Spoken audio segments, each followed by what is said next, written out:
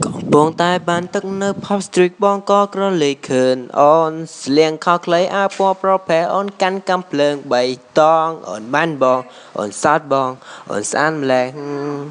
បងចាំពេលនោះអូនកំពុងតែឈរជាមួយប្អូនប្រុសស្ងួនអូនបានបញ្ជាឲ្យប្អូននួនល្អងវាបាញ់បងយ៉ាងផ្ទួនជឿណាស់អូនត្រូវថ្មែតបងដឹងទេបើ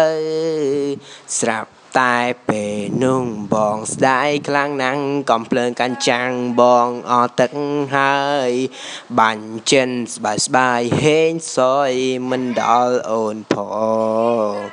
រត់ទៅក្រោយប្រញាំដាក់ទឹកបានអូនស្រាំតែស្ងួនអូននេះទៅបានហើយ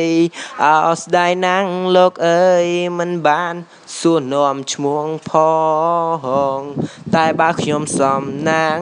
អូនបានស្ដាប់ឮបទនេះមិនចាំបាច់ត្រេះរិងអែតបងមកណាមាសស្ងួន